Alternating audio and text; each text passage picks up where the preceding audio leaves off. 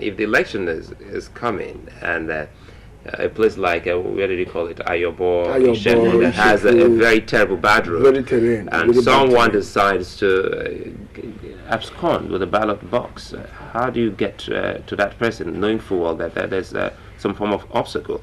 What do you think?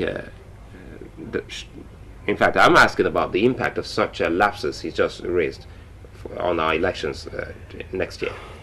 Well, election, as it is coming right now, is a very big challenge. And just like while we are here today, sitting, discussing what responsibilities the new service chiefs and the acting IG, DG, SSS, what they need to do. They need to wake up and sit back and ask themselves questions. What kind of questions? The questions are, one, policing the election itself is a very big responsibility. We have found out that some of the people who are trained in the police for election monitoring are not the people deployed.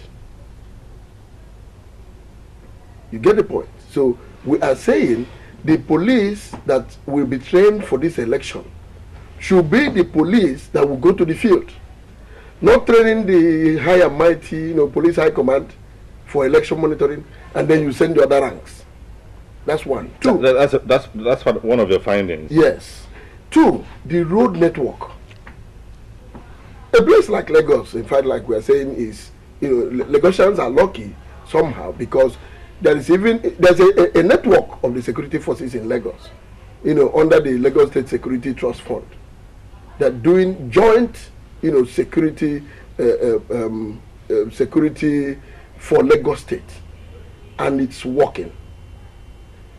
If that is extended to every other state, security of the election will almost be guaranteed, because all the security outfits, all the army, the navy, the air force, and then of course the police will be carried along in the process leading to the election, before the election.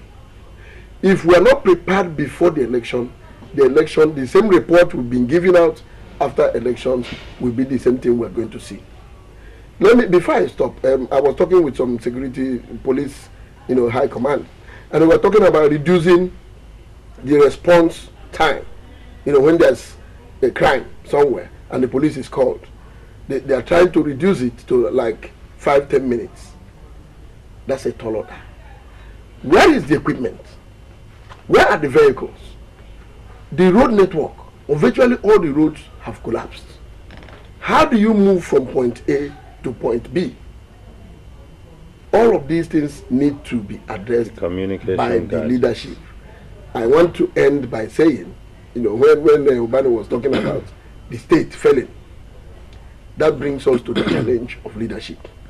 Over these years, our leaders have turned away from the citizens to themselves. They look at themselves. That is why, for me, some of the people who are in position are not leaders. For me, I call them position occupiers. Just a few of the people who are occupying positions now can be said to be leaders. Most of them, as we speak, can't even go back to their communities. That's why when they finish serving, when they're out of office, they stay back in Abuja. They stay back in one state capital or the other. They cannot go to their communities because in their communities there are no roads, no security. They have a gamut of unemployed youths staring at their faces. So these are the things that have brought us where we are.